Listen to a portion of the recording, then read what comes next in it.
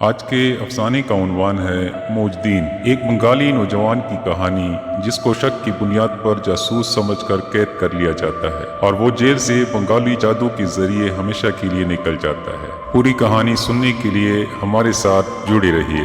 رات کی تاریکی میں سینٹرل جیل کے دو مسلح وارڈن 4 قیدیوں کو دریا کی طرف لے جا رہے تھے جن کے ہاتھوں میں کدالیں اور بیلچے تھے۔ پل پر پہنچ کر انہوں نے سپاہی سی ڈبیا لے کر لالٹین جلائی اور تیز تیز قدم بڑھاتے دریا کی طرف چل دیے۔ کنارے پر پہنچ کر انہوں نے بارادری کی بغل میں کدالیں اور بیلچے پھینکے اور لالٹین کی مدھم روشنی میں اس طرح تلاش شروع کی جیسے وہ کسی مدفون خزانے کی کھوج میں آئے ہیں۔ ایک قیدی نے لالٹین تامے وارڈن کو مخاطب کرتے ہوئے کہا، داروغہ جی، یہ جگہ مجھے بہت پسند ہے، اگر حکم ہو تو کھدائی شروع کر دیں۔ وارڈن نے تحکمانہ اور بیزاری کے لہجے میں کہا، دیکھنا زمین نیچے سے پتریلی نہ ہو ورنہ ساری رات کھدائی میں گزر جائے گی۔ کم وقت کو بھی رات ہی کو مرنا تھا۔ قیدیوں نے کدالے اور بیلچے اٹھائے اور کودنا شروع کیا۔ وارڈن بیزاری کے موڈ میں بیٹھے سگریٹ پی رہے تھے۔ قیدی زمین کودنے میں ہمہ تن مصروف تھے۔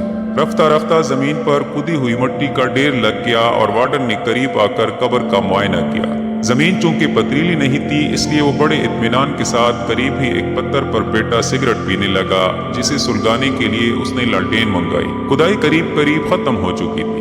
وارڈن 2 قیدیوں کو لیے جیل کی جانب چلا گیا اور 20 منٹ کے وقفے کے بعد کمبل میں لپٹی ہوئی قیدی کی لاش لے کر واپس آیا۔ دوسرا وارڈن جب تک سیلے جمع کر کے لایا تھا۔ ایک قیدی جو قتل کے جرم کی پاداش میں سزا کاٹ رہا تھا کدالیں اور بیلچے اٹھائے اور قبر کے سرہانے چند قدم ہٹ کر کھڑا ہو گیا۔ وارڈن نے بہت ہی برہم لہجے میں اس کی طرف دیکھ کر کہا، اوئے الو کے پٹے، اپنے ابا کو لحد میں اتارنے میں ان کی مدد کر۔ قیدی نے ملتجانہ لہجے میں کہا، داروغہ جی، لالٹین پکڑتا ہوں، میں نہیں چاہتا کہ اس معصوم اور بے گناہ کو اس قاتل کے ہاتھ چھو جائیں۔ وارڈن یہ سن کر گر جا، بے گناہ کے بچے، جاسوس کو معصوم کہتا ہے؟ قاتل نے کہا، داروغہ جی، میں قاتل ہوں، یہی احساس مجھے اس قیدی کی لاش چھونے سے روکتا ہے۔ جاسوس دفنایا جا چکا تھا، قیدی اور وارڈن جا چکے تھے۔ صبح 8 بجے پولیس کی معیت میں ڈپٹی کمشنر قبر پر آیا، جیل کے حکام کے بیانات دیے گئے اور ڈپٹی کمشنر صاحب عدالت تشریف لے گئے۔ پیشی کی پہلی مسل جو اٹھائی گئی اس پر سرکار بنام موجدین لکھا تھا۔ اردلی نے 3 مرتبہ کمرہ عدالت سے باہر نکل کر بلند آواز میں پکارا، بلکہ یوں کہیے کہ للکارا، سرکار بنام موجدین، موجدین، موجدین۔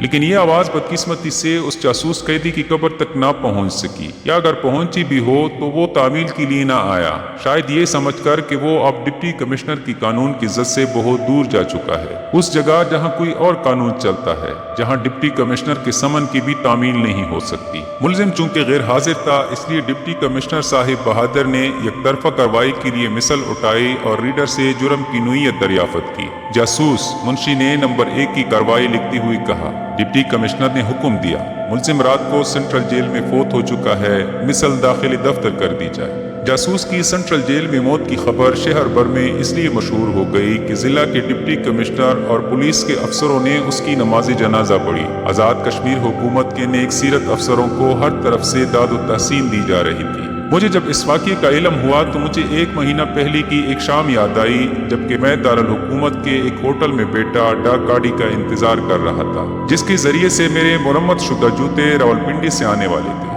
گاڑی آنے میں خلاف معمول دیر ہوئی۔ میں قریب اٹھنے ہی والا تھا کہ ایک گہرے سامنے رنگ کے آدمی نے جس کی عمر 30 برس کے لگ بھگ تھی مجھے اپنی طرف متوجہ کیا۔ آپ بہت ٹائم سے بیٹا کسی کا انتظار کرتا ہے، اس نے مسکراتے ہوئے استفسار کیا۔ بڑی عجیب مصیبت ہے، جوتا پٹ جائے مظفر آباد میں تو مرمت کے لیے راولپنڈی بھیجنا پڑتا ہے۔ آج میں اپنے مرمت شدہ جوتوں کے انتظار میں 3 گھنٹے سے بیٹھا ہوں اور کمبخت ڈاک گاڑی بھی آج ہی لیٹ ہوئی ہے۔ خیر، کل صحیح۔ میں یہ کہہ کر اٹھنے لگا تو اس نے مجھے چند منٹ مزید انتظار کے لیے کہا۔ میں اس اجنبی صورت کو دیکھتا رہا جس کی آنکھوں میں اضطراب تھا، جس کے ہونٹ کچھ کہنے کے لیے بےتاب تھے۔ وہ بیڑی پر بیڑی پیے جا رہا تھا اور میرے سامنے والی کرسی پر بیٹا بار بار خلا میں دیکھتا اور میں ڈاک گاڑی کے انتظار میں ہر ایک ہارن پر کان دھرتا۔ وقت گزارنے کے لیے میں نے اس سے پوچھا، آپ یہاں کیا کر رہے ہیں؟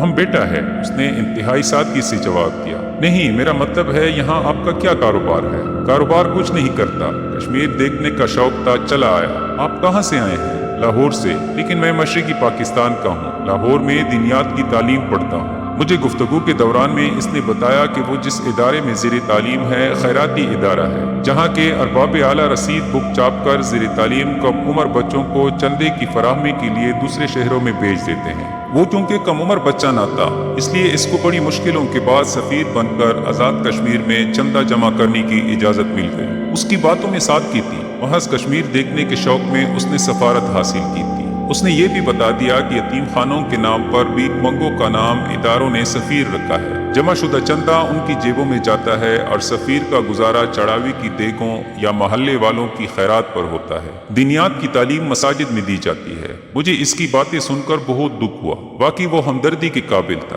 اس نے مجھے بتایا کہ وہ اس شہر میں نیا ہے اور کسی مسجد کا پتہ بھی نہیں جانتا جہاں وہ رات بسر کر سکے۔ میں نے مسجد کا پتہ بتا دیا اور اس کے لیے روٹی منگوائی۔ وہ چونکہ بھوکا تھا، اس نے بلا تکلف بجائے روٹی کے سادہ چاول کے لیے بیرے سے کہا۔ ہم لاہور کی مسجدوں میں بھی لوگوں کا دیا کھاتے ہیں، اس لیے ادھر بھی ہم نے انکار نہیں کیا، اس نے انتہائی سادگی سے کہا۔ وہ کھانا کھا چکا تھا۔ مجھ سے اجازت لے کر اس نے جیب سے لکھنے کے لیے پنسل اور کاغذ نکالا اور اپنے گھر والوں کو بنگلہ زبان میں خط لکھنے لگا۔ میں جب تک فرمائشی گانے سنتا رہا۔ خط لکھنے کے بعد اس نے مجھ سے کہا، میں نے گھر والوں کو لکھا کہ میں آزاد کشمیر آیا ہوں، اب یہی رہوں گا۔ اگر پاکستان نے ہندوستان کے خلاف جہاد شروع کیا تو میں بھی اس میں حصہ لوں گا اور کشمیر کو آزاد کراؤں گا۔ میں نے جواب میں ہندی مقبوضہ کشمیر کی خوبصورتی کا ذکر کیا، کشمیری مسلمانوں پر بھارتی ظلم و استبداد بیان کیا، جس سے وہ اور زیادہ متاثر ہوا۔ اس نے فیصلہ کن لہجے میں کہا، پھر ہم لاہور واپس نہیں جائے گا، کل ان کو بھی خط لکھے گا، جہاد شروع ہونے تک ادھر ہی پان بیڑی کی چابڑی لگائے گا۔ اتنی دیر میں ڈاک گاڑی آئی اور میں وہاں سے اٹھ کر لاریوں کے اڈے کی طرف کیا اور وہ میرے بتائے ہوئے راستے سے مسجد کی طرف کیا۔ اپنے جوتے ڈرائیور سے لے کر جب میں گھر کی طرف جا رہا تھا تو راستے میں CID کے ہیڈ کانسٹیبل نے مجھے آواز دی، جو میرا واقف کار تھا۔ میں نے رسمی طور پر اس کی خیریت پوچھی۔ وہ مشکوک نظروں سے مجھے دیکھ رہا تھا۔ رسمی باتوں کے بعد اس نے مجھ سے اس کالے آدمی کے متعلق پوچھا کہ وہ کون ہے جو آپ کے ساتھ ہوٹل میں بیٹھا تھا۔ میں نے مختصراً کہا، وہی بنگالی ہے، آزاد کشمیر دیکھنے کا شوق تھا، چلا آیا، نام موج دین ہے اور آج رات جامع مسجد میں گزارنے کے لیے گیا ہے۔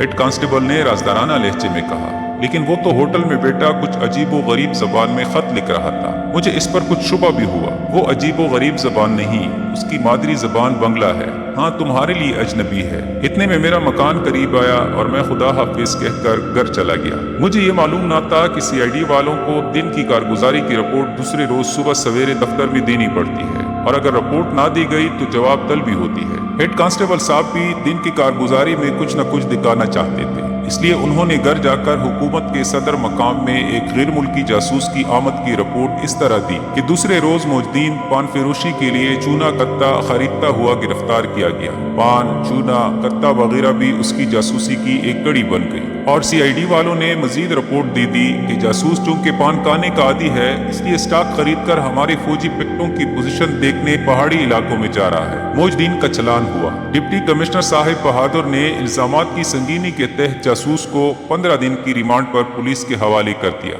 جہاں سے وہ اسپیشل سٹاف میں منتقل ہوا۔ 15 دن کی میعاد گزر جانے پر ڈپٹی کمشنر صاحب نے مزید 1 ہفتے کی ریمانڈ پر اس کو جوڈیشل پر سینٹرل جیل بھیج دیا۔ وہ ہفتہ بھی گزر گیا اور جاسوس ہتھکڑیاں پہنے ڈپٹی کمشنر صاحب کی عدالت میں پیش کیا گیا، جہاں وہ زارو قطار رویا، گڑ گڑایا، منت سماجت کی، لیکن ڈپٹی کمشنر صاحب نے مزید 1 ہفتے کا ریمانڈ دے کر سینٹرل جیل بھیج دیا۔ سینٹرل جیل میں اس کی آخری رات تھی، جبکہ وہ ایک ستون سے بندہ رو رہا تھا۔ وہی قاتل قیدی جس نے اس کو دفناتے وقت چھونے سے انکار کر دیا اس کے قریب آیا اور پوچھا، جاسوس تم ہر روز کیوں روتے ہو؟ یہ جگہ باہر والوں کی بنسبت بہت اچھی ہے، یہاں جھوٹ نہیں، مکر نہیں، بے ایمانی نہیں، روٹی ملتی ہے۔ اس کے مقابلے میں باہر دیکھو کون لوگ ہیں جنہوں نے تم ایسے بے گناہ کو بھی یہاں بیچا، جو اقتدار کے لیے ایک کا نہیں ہزاروں کا خون بہاتے ہیں، جو دن دہاڑے ڈاکے ڈالتے ہیں، جو اپنے ذات کے لیے وہ کام بھی کرتے ہیں جو شیطان بھی کرنے سے گریز کرتا ہے۔ مجھے دیکھو،